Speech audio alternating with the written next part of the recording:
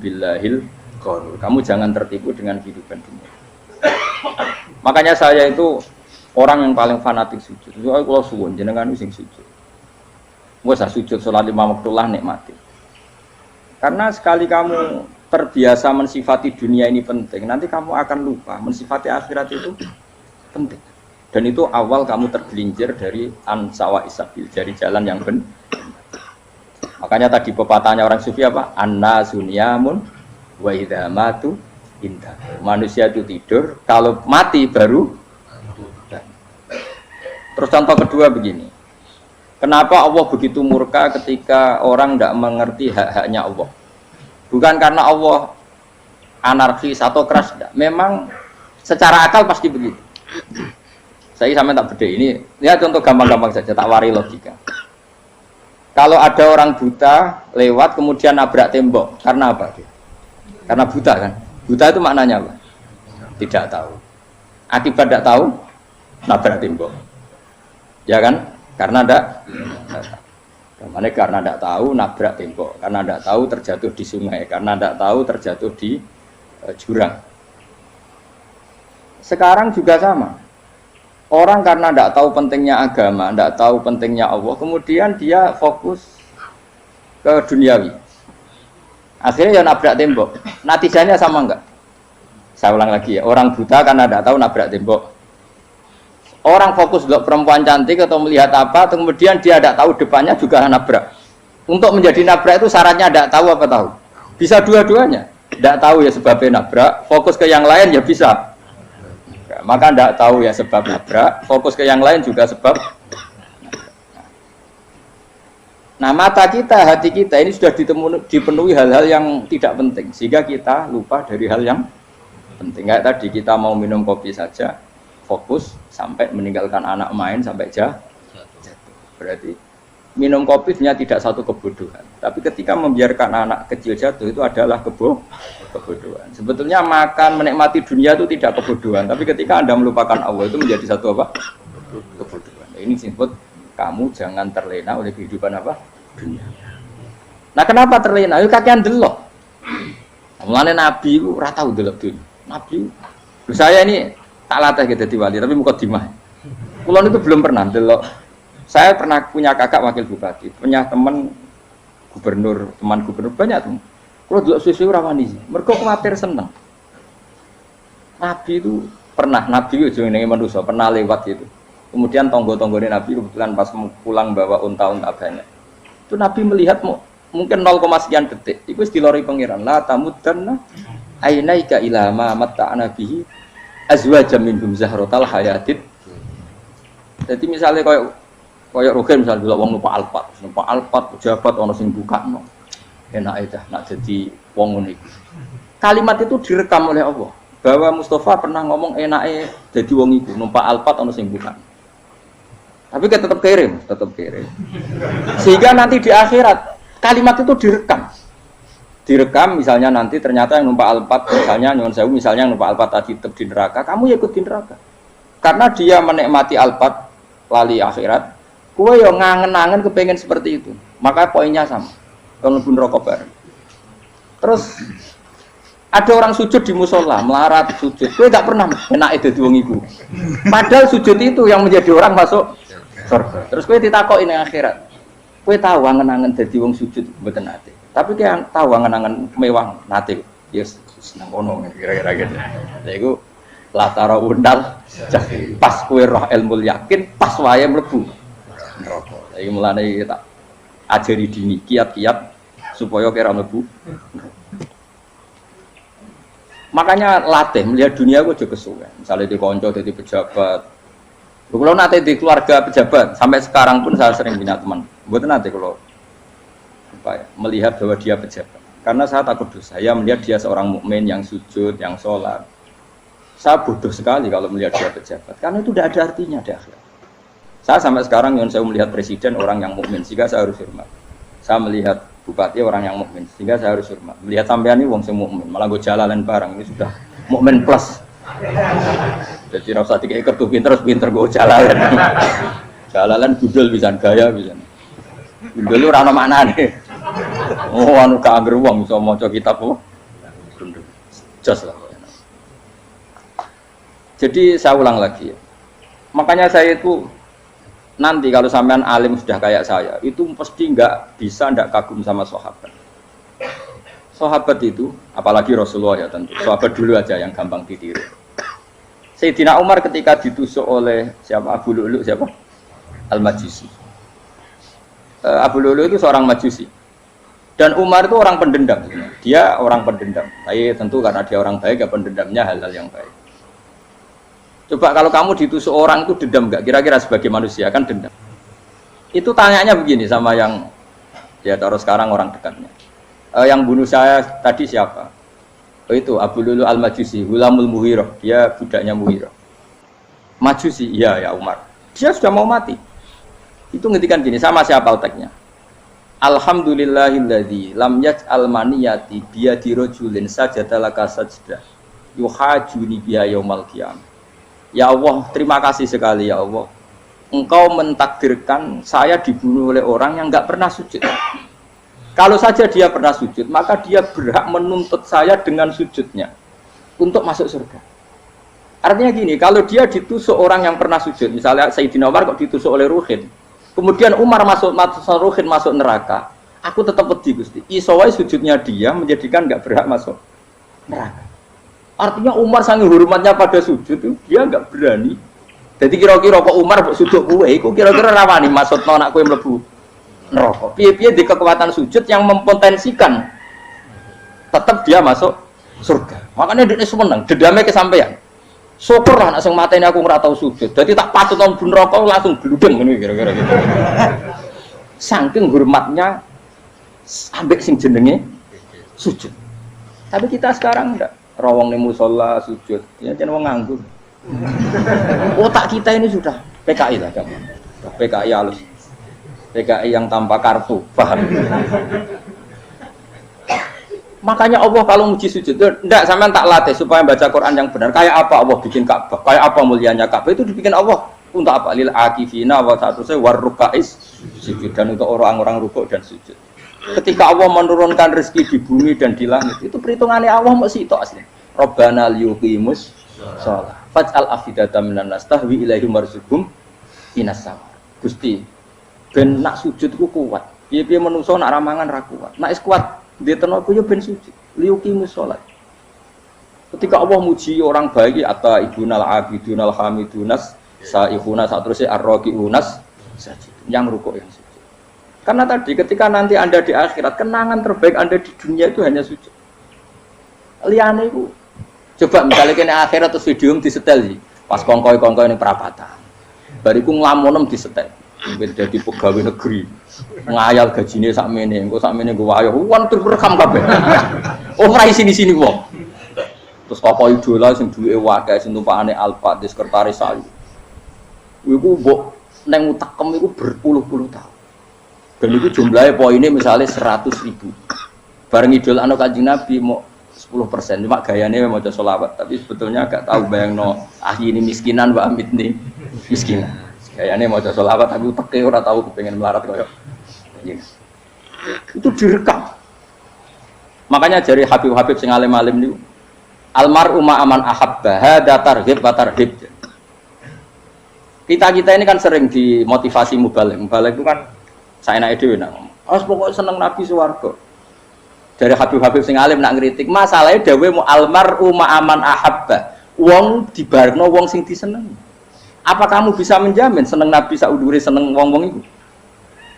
Jangan-jangan kita lebih berkeinginan seperti orang tertentu yang kaya raya, yang terkenal, yang hebat. Meskipun kowe oleh sana muni seneng Kanjeng Nabi. Jangan-jangan status cinta kita terbukti ke orang itu.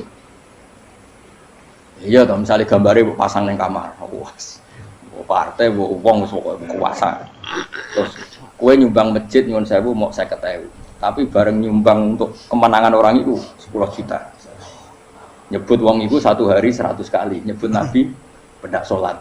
Bareng dihitung, dipoling mbek malaikat, disurvei buat dipoling orang pokoknya. Dengan cara begini status senangnya orang ini ke siapa? Ya, ono pengajian sholawatan nyumbang 50.000, nanggo pemenangan 1 juta. diundang hayya ala sholah mlaku ngenteni komat. Tapi nak diundang acara kampanye teko ngarep sedurunge 2 jam. Baru sekian di polling, terus kadar cintamu ke siapa coba?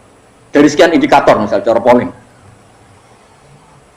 Jangan-jangan diputuskan lebih seneng ke itu. Ya sudah almarhum aman. Apa? Makanya kata orang-orang alim almarhum apa? Orang itu terserang disenangi. Masalahnya kita tidak ada jaminan lebih seneng Nabi. Ya orang ada jaminan. Saya aman misalnya. Hitung dewi-dewi. Rasa menang terus kok begitu. So wis kadung terus, so wis kadung. Makanya Sufyan Ats-Tsauri itu dadi wali ku mangsa mergo ibadah akeh mboten. Sufyan Ats-Tsauri gurunya Imam Syafi'i. Dadi wali ku sederhana. Sama tak ceritane orang-orang jadi wali dengan cara yang sederhana. Tapi kan niru copy paste ya, artinya ora apa ya, KW lah. Kalau niru gak apa-apa, tapi KW kebaikan. Sufyan Ats-Tsauri itu ditanya, "Kenapa kamu sedekat itu sama Allah dan Anda keramat?" Jadi resepnya begini, Pak.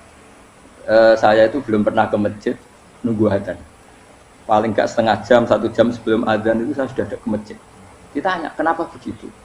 Ketoke kok kawula sing elek, moroe ngenteni diceluk.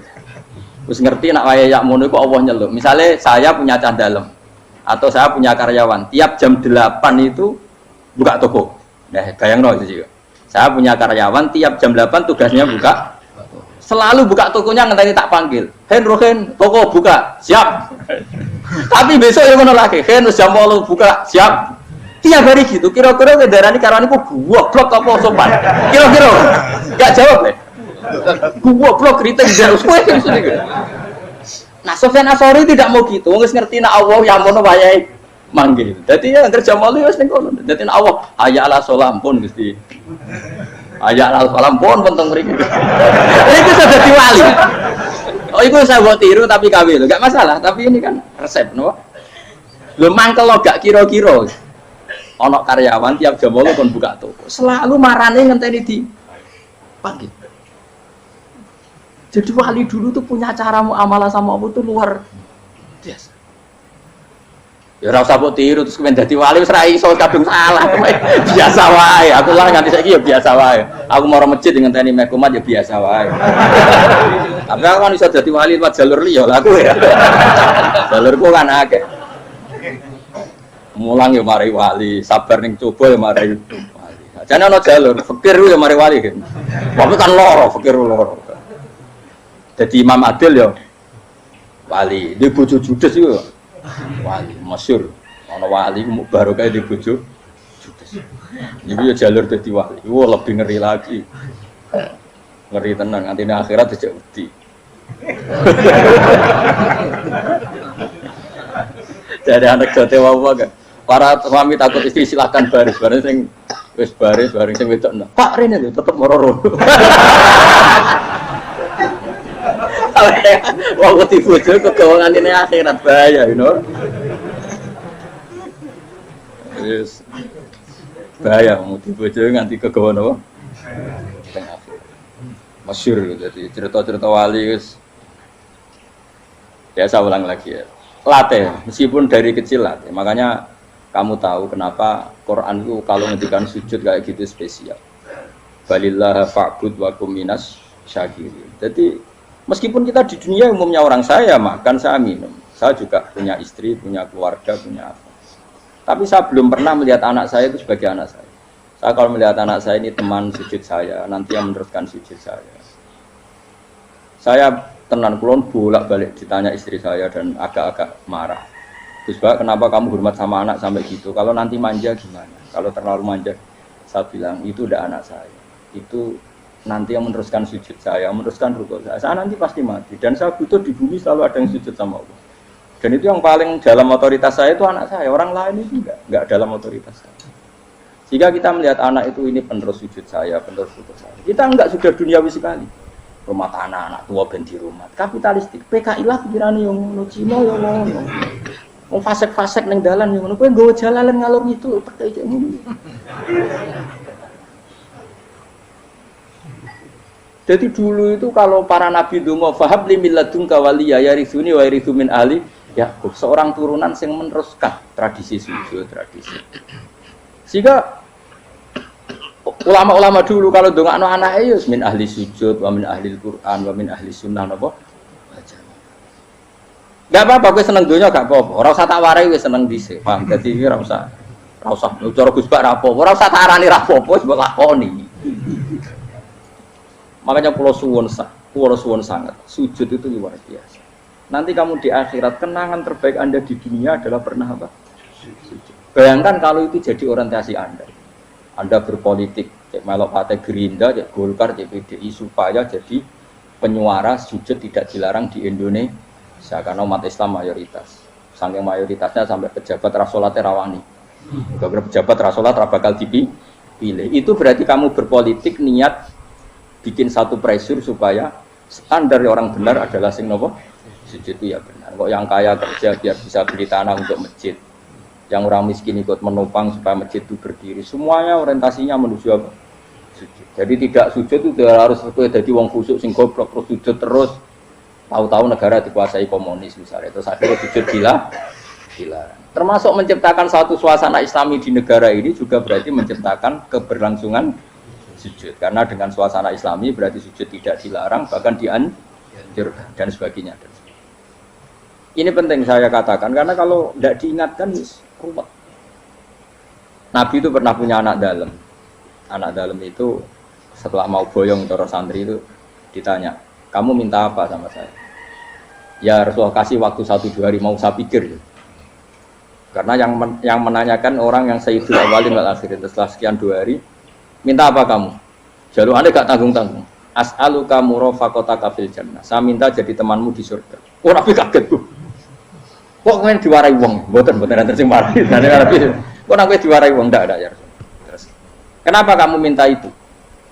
Kata tadi, kalau saya minta dunia itu nanti zailah. Dunia itu pasti hilang, faniyah pasti hilang. Maka yang abadi adalah saya jadi temanmu di surga.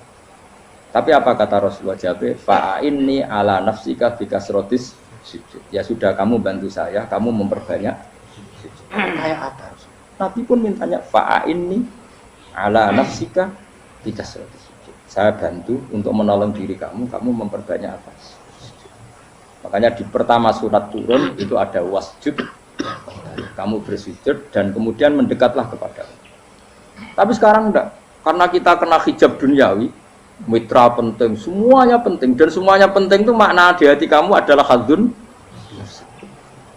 Bahkan ngidolakno kiai perkara hadzun nafsu, kowe nak dadi kiai gede. Wah, teko ditolak Al-Badru. Wale napu widato MC ne muni Saiful Fadilah wal Karomah, mbah sauni-unine MC. Bare kudu disangoni dihormat. Tekan muji ulama wae dari segi dun. Ya, bare iso wayo akeh macam-macam. Utek nek selek, tekan muji ulama wis dari segi. Makanya saya ini termasuk ulama, kalau kan saya ngebis biasa. Kalau jarang kerso di panggungnya, seneng dulu. Supaya semua ulama udah dipandang secara apa? Dunia. Saya sampai sekarang ngedus anak kulo biasa. Teng pasar gitu biasa. Kulo marung teng pasar mangan gitu biasa. Nak seneng kulo ben atas nama wong alim karena apa? Kalau kita terlalu menikmati dunia, lama-lama orang seneng ulama juga dari sisi dunia. Keren, jadi kiai teko disualami dicucupi, munggah. Ya enggak apa-apa itu enggak dosa sebenarnya, tapi takut saya utek elek-elek ini ngejolakno perkara duniawi, show-nya itu lho, Pak. Jadi ngene tak pikir teko ngaji bar wis warmu paham karemu ora karep. Mulan ngarep ngaji karemu. Mesti rugi kowe ya, aku tenang ae aku. Ben orang itu latihan ikhlas, napa? Latihan. Lho kadang gitu protes be tiang-tiang. Gus, jenengan sekali-kali nak tidak tak derekno kok umum. Aku itu tidak mengharamkan itu, meneh kula dereng tuwa. Dalan haji malah turun, topa meneh. Dalane ra roh daerah kiai malah ngel-ngel wong. Ngurusin tahu tak kon daerah nang kota, tak kon sepeda motor hen terno ning gone Malibu. Dalane ora roh malah yo nerang. Lha ken dalan akhirat ora roh donya ra roh. Lah tak kowe wong ijo urip. Dalan dunia ora roh, dalan akhirat ora mbok roh iku apa. Repot. Jadi kenapa saya tidak mau, bukannya menolak, saya senang kalau kiai-kiai terhormat, senang sekali. Saya senang kalau ada ulama dihormati, karena supaya jadi tradisi ulama itu terhormat. Tapi jangan semua ulama mau dihormati, nanti lama-lama jadi siklus. Tekan mencintai kiai saja karena fasilitas. Gue senang jadi imam masjid akbar, masjid Istiqlal, imam besar. Seneng mergo kenal presiden, datang dikawal, seneng dadi sukses, wah keren salat ngarepe Ka'bah, teko dikawal askar. Ya kalau seneng karena itu kan berarti menjadi dunia. Itu sirinya kenapa Rasulullah ketika ba'da Fathi Mekah sudah menguasai Mekah, sudah naklukkan Mekah Madinah. Nabi itu satu hari terbiasa mau sarapan saja kadang nggak ada yang dimakan. Tanya ya Aisyah, apa saya bisa sarapan? Enggak ya Rasulullah. Ya sudah saya tak puasa. Supaya tetap terkontrol bahwa umatnya mencintai beliau bukan karena kebesaran. Itu Rasul. Itu setelah periode Mekah loh, jangan kira itu periode Medina. Apa? Itu periode apa? Medina loh.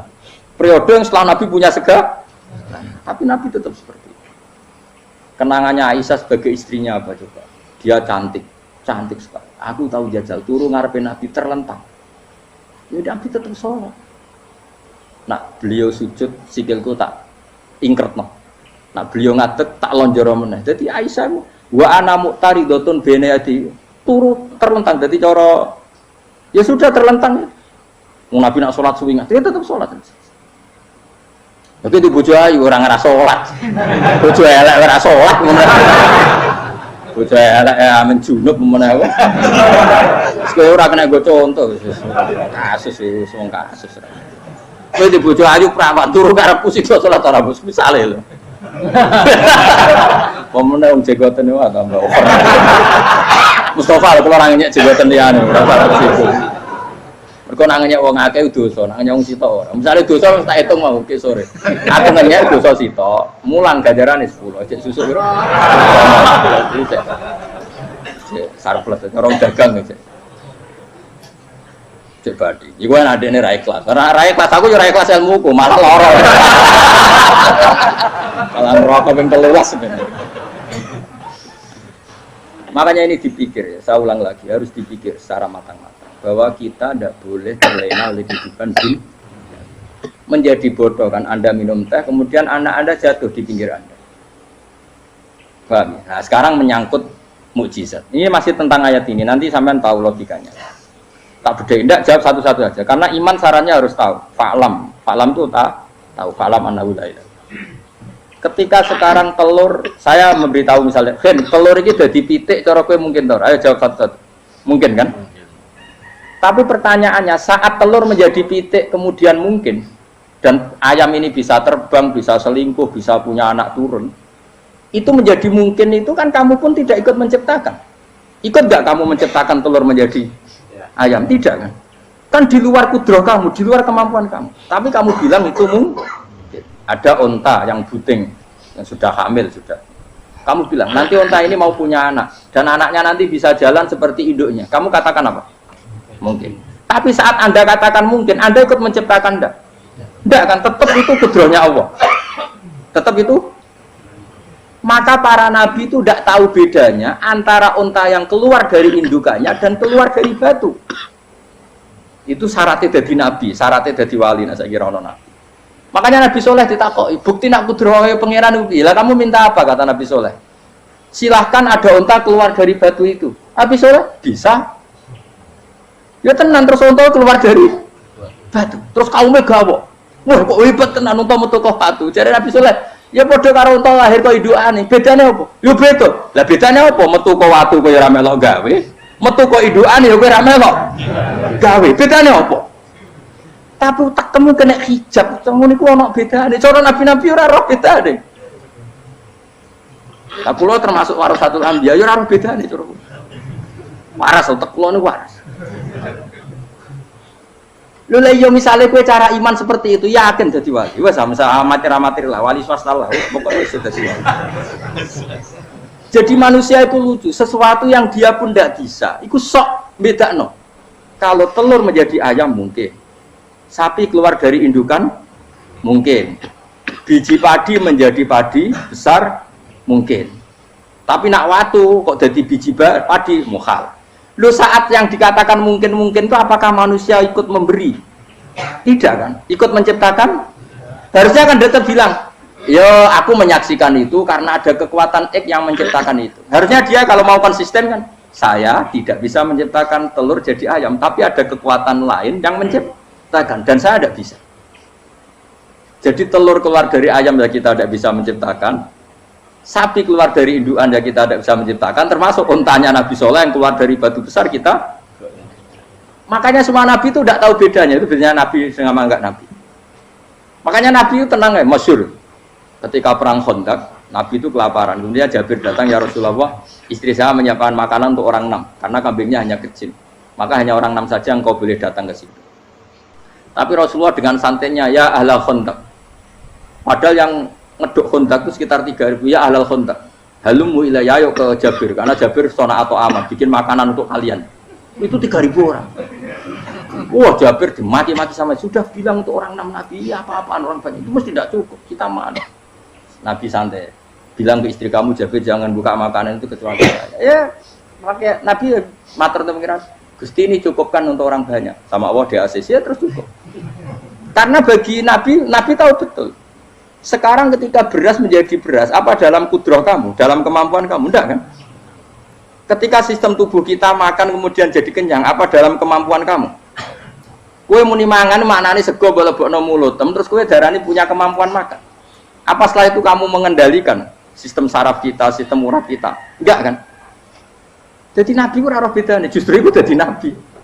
Karena dia enggak pernah terjebak, Nabi enggak pernah terjebak oleh yang dili.